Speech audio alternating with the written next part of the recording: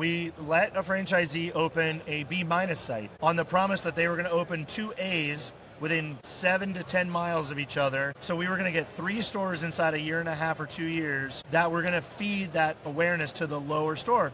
And the message was, hey, look, we're going to build 10 of these things, 5 of them in this sub-market. There's going to be a low one. We're okay if the first one happens to be number 5 out of 5 or number 9 out of 10. Right. That's not true. It doesn't work.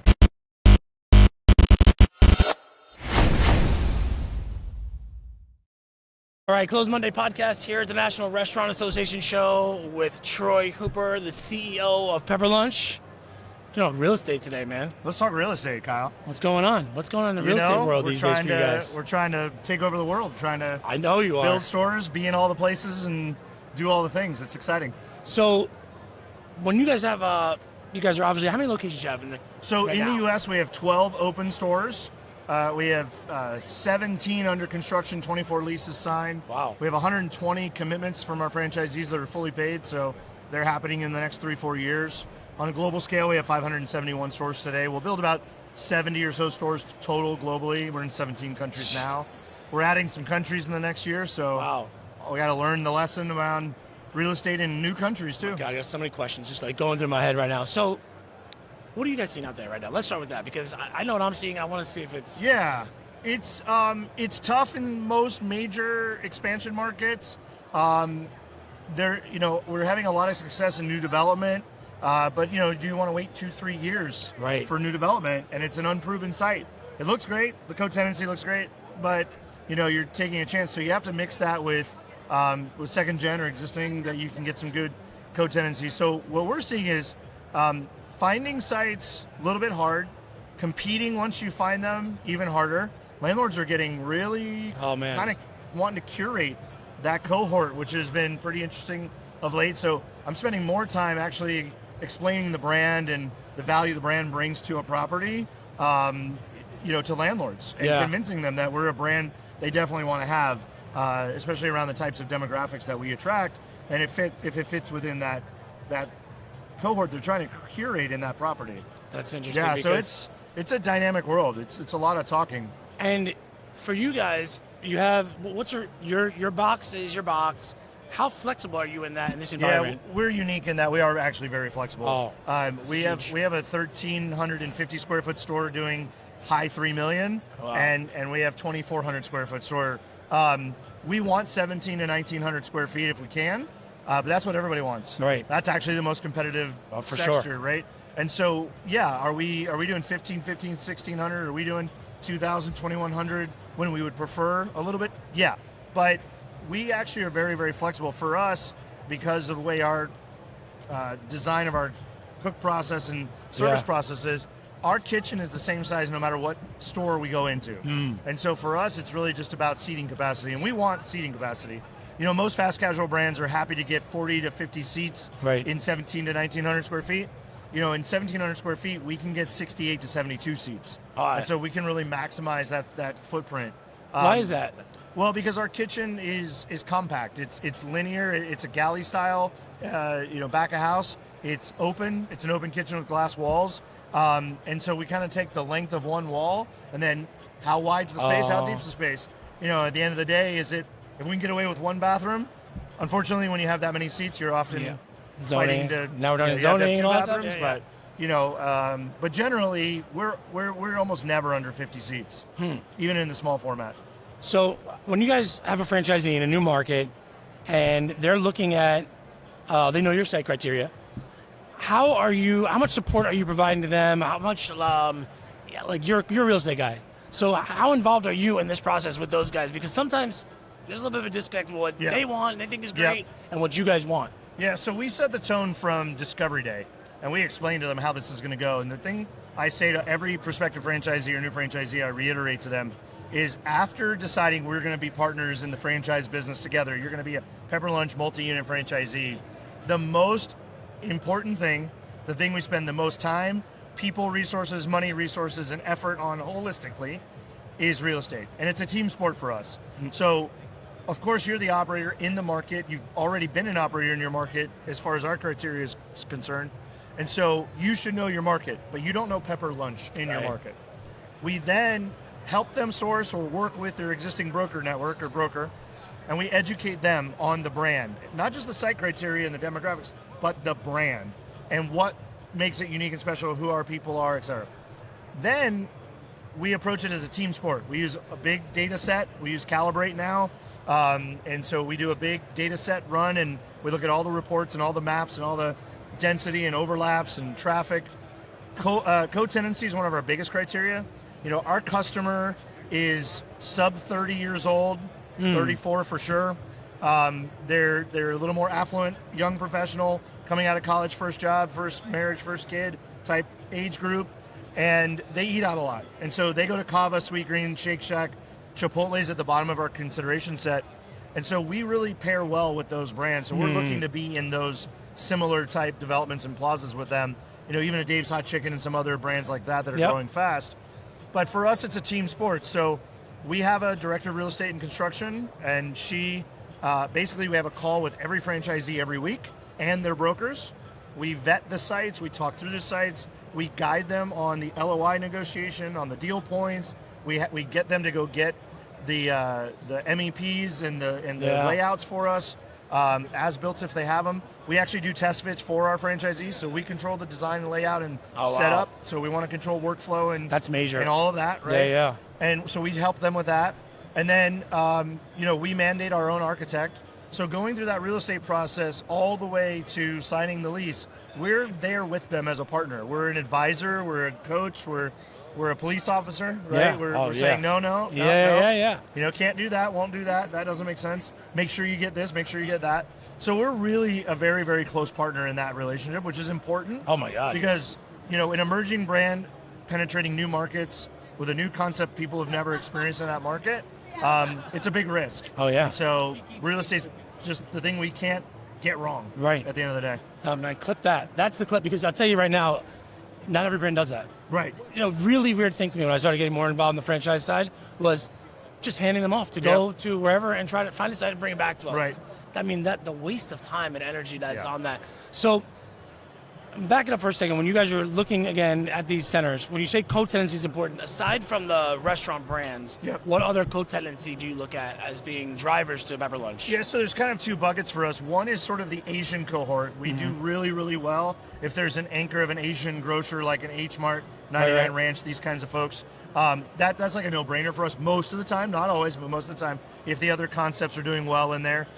We like a mix of retail and restaurant, but even within the restaurant, we like a mix. So you want to see all the day parts. You want a breakfast concept, you want a bar, you want a treat concept, whether it's a somi ice cream or something like that. Like we're in with Handles in a couple of spots now. Handles ice cream growing quickly.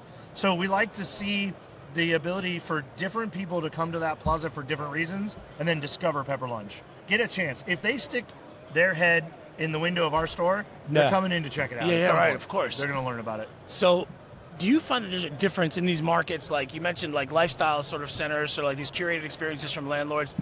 I've always said that the difference between West Coast and East Coast is East Coast is a little bit more utility-based. Yeah. As West Coast is a little bit more of like what you're talking about. Lifestyle. Experiential based. Yeah, right. 100%. I mean, you do have some of those centers in the East Coast, but again, mostly weather causation is, you're not out walking outdoor malls like we do in California. Not that fun in the winter, right? So our development currently is down the West Coast across the Sun Belt, right, to Florida. We're not really going northeast yet because we don't have some franchise partners or even Chicago like where we are today. We definitely want to be there. The lifestyle and convenience and sort of the way people move and live in those environments, while it's different from, say, the West Coast, we understand that because we're in Asia. We're in every Asian country. We have malls where we have 2 and 3 Pepper Lunch in the same mall. Wow. Right? That's how big these malls are. But we can live in those sort of more convenience-based, fast-paced, off-premise environments and deal with those weather-dependent seasonalities. Our food does really well when it's cold outside because it's really hot and sizzly, yummy, and tasty beef, and protein, rice, and veg. So we think it's going to be great markets for us. But you're right, the model will have to be different. We'll probably see more non-trad. All right, and then we'll do more street front, that walkable street, urban, whether it's New York City or other environments like that. We'll be finding our way into those market segments as well. But we do that. We're in Tokyo. We're in malls in Tokyo, but we're also street front in Tokyo. Oh. So we do have experience with that. Yeah, that's a big different question mark. Design type. Yeah. Yeah, because I know a lot of times, brands, brokers are saying, hey, this is a great site, but it's urban. Right. It's downtown Boston, Right. or it's New York. We don't. How do you want to handle this co-tenancy piece that you're so Right. hung up on? Right. So that's not every brand does so well. That in my experience. Right. And you're right. Co-tenancy plays a little bit less, right? I mean, obviously, if you're across from the Apple store or whatever, Yeah. but if you're not, then it's really about understanding the human traffic pattern of life. Like, Yeah. well, when they walk, where are they walking to, and why are they walking there? When they're not walking and they're driving by, like, what's the visibility? And you got to the actual traffic study you have to know. Like, Yeah. It's great if there's 100,000 cars going by, but if they're going away from you, Right. and your sign's over here, It's so funny you say that. Yeah. it's useless, Yeah, So that- can you get signage? Can you fight for that signage? Can your signage be bigger, louder, brighter? Can you do window treatments? We're actually looking at products like LED window screen, window Oh, yeah, frame, yeah, window sticker, Oh wow. where we can actually advertise Oh, that's without cool. putting a physical. Oh, so you could change it whenever you want to change it for. Yeah, oh, it's that's just really cool. a film. Yeah. That's basically LED display. That's so we actually have a site that wanted us to do something unique like that, and so we're looking at like wrapping a column, and on the column on the corner of the building will be just Get attention. peppy and pepper lunch and sizzling beef and steam. That's great. So yeah, you got to get creative with some of those unique things you're presented with for sure. How about rents? Woo! How are they? How Out of their minds. Yeah. So I mean, there's not really much you can do, right? You go down in size, you try to negotiate some stuff, but how are you advising? I mean, obviously you guys know the markets you want to Yeah. enter, and you have an idea what the rents are, but where's this Well, going to we be? start with a phenomenal broker. Yeah. We do find the best commercial restaurant specialist in every market. So key, dude. And we'll hire fast and we'll fire fast. Yeah. So we got to find the person that, and it's not so much like everybody knows the numbers. It's the relationships. Oh, for sure. Do they know these landlords? Do they know these landlord reps? Are they getting that first look, that first call before anybody knows there's a change in the wind? But we rely on them for that information. But then when it comes to negotiating, it's not just, well, what's my rent, what's my CAM, what's my TI? You really have to look at that balance. And, escalations. Oh my landlords God, that's a big thing right now. They're creeping up, trying to ask for 4%. They're asking for larger security deposits because they've had this turnover and this. They're burned, and I'm like, Full term guarantees and all that stuff. Yeah. a lot of guarantees, and it's a totality and it's a balance, and it's really about striking the balance that, in our opinion, is fair for both. Right? We don't need to beat these landlords up to a point that it doesn't make sense. We're competing, so they have other offers. Right. So you are having to sort of take some things you would not have wanted to deal with in the past, numerically, but I'm finding them very flexible, even in major markets where we are. We're getting flexibility. My advice to anybody listening to this is, I don't care how big the TI is, you got to look at the rent and escalations. Yeah.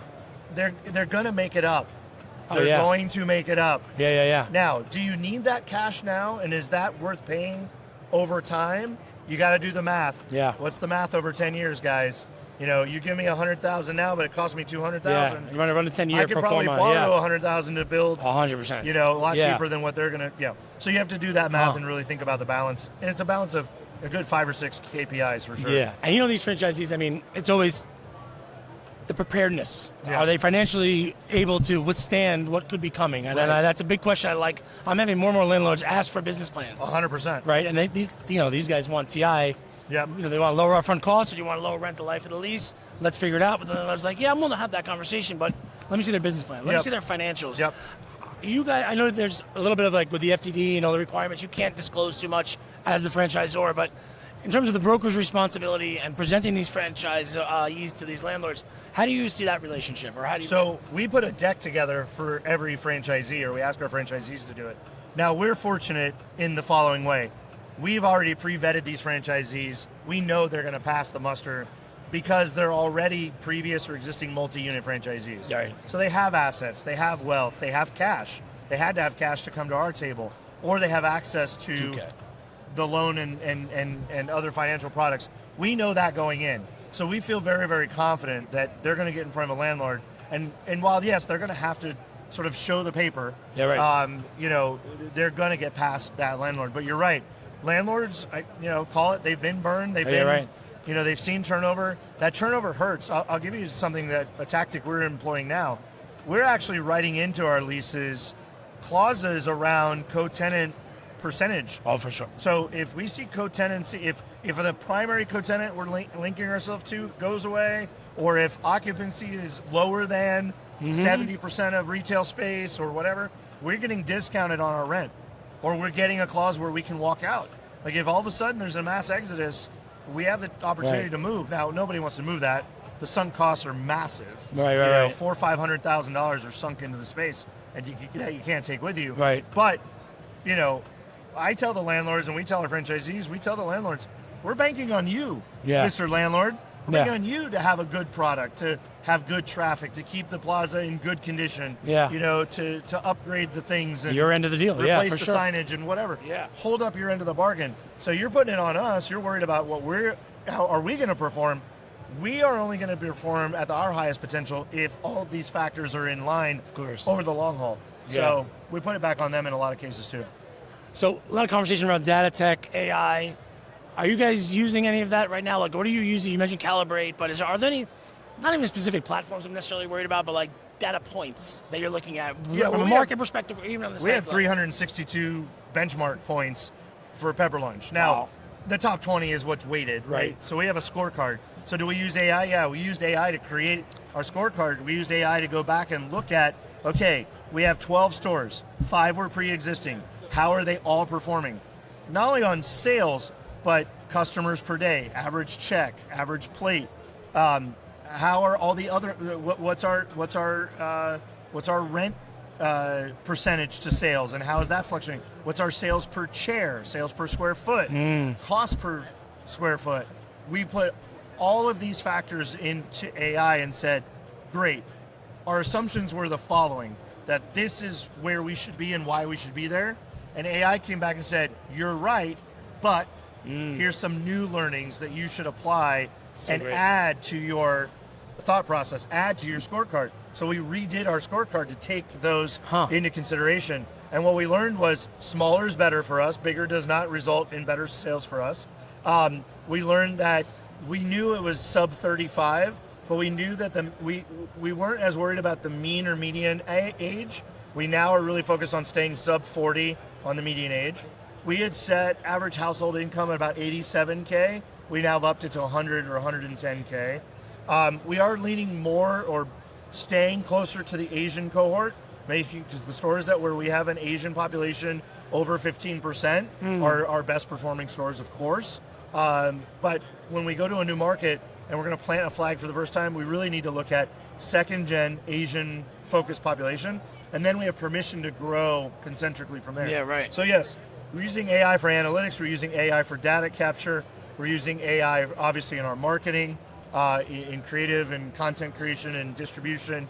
It's a powerful tool, and that's just among about 12 things we use AI for. But on the real estate side, and growing, we use it to do more analytical and investigative, and give us an answer, a picture. Of how, because when you look at a site, you look at it in isolation. Right. And we really have to not only look at it against our benchmarks, but look at it against our total cohort, and then really understand the variables within that market. Why is this part of Texas different from that part of Texas?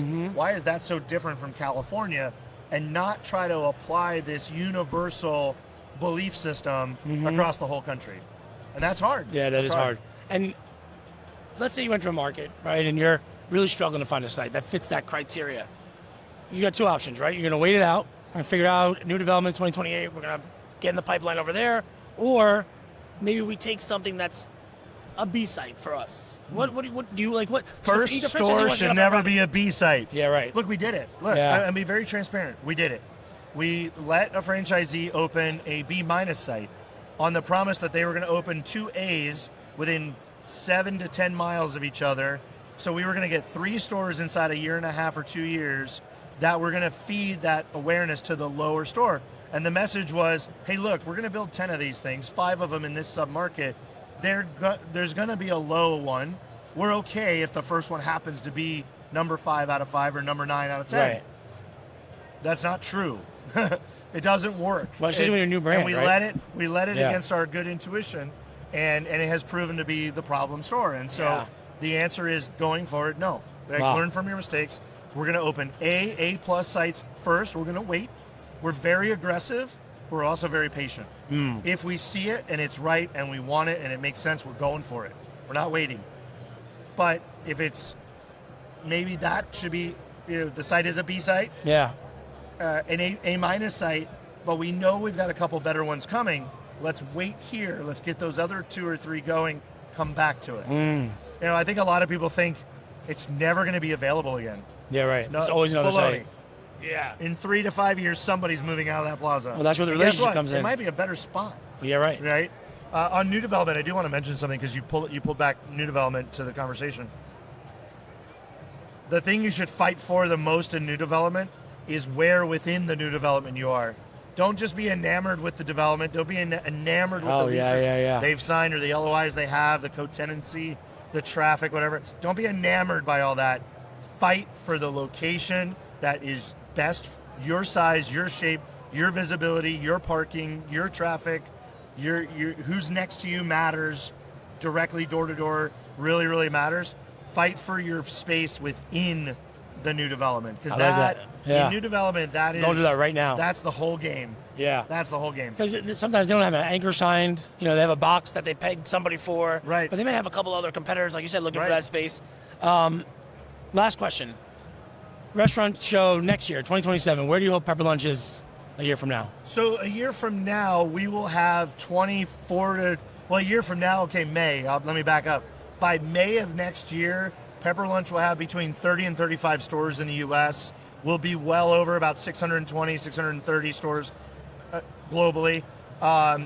So we'll be in a strong position. I'll tell you what I think is the most beneficial and impactful for the brand is that this time next year, we will have multiple stores per franchisee open in multiple markets. Most of our franchisees will have store 2 or 3 open, store 3 to 5 under development. And so we will now have first store open for 2 or 3 years in a market, store 2 open for 6 months to a year in a market, and store 3 coming online. Wow. And so that's when we'll really know. Because, when you go to a new market with a new brand, it really takes 3 stores to really saturate that market, get penetration, get brand affinity built up, get some time under your belt, learn those learnings, that franchisee to really learn how that brand is doing in the market, who wants it, how they're going to market to them, how they're going to work with them, how they're going to get involved in the community. And so we're getting to that point now where a year from now, we're going to be right in that pocket of seeing some of those fruits of a lot of this long-term labor. And that's really exciting. I'm excited to have 2, 3, 4 stores in new markets. Texas is blowing up. They're moving fast. Our 2 franchisees in Texas have a lot of leases, a lot of things under construction. And developing a lot of development there, right? Yeah. So California is going to blow up by this time next year with a lot of new stores. So yeah, it's going to be an exciting time for us over this next year, and we'll be sitting right here next year having this conversation and talking about. I could keep the show going for what another has hour. changed. I got so many more questions, going on. but Yeah. appreciate Thank the you, time, sir. brother. Yeah, absolutely. Appreciate you.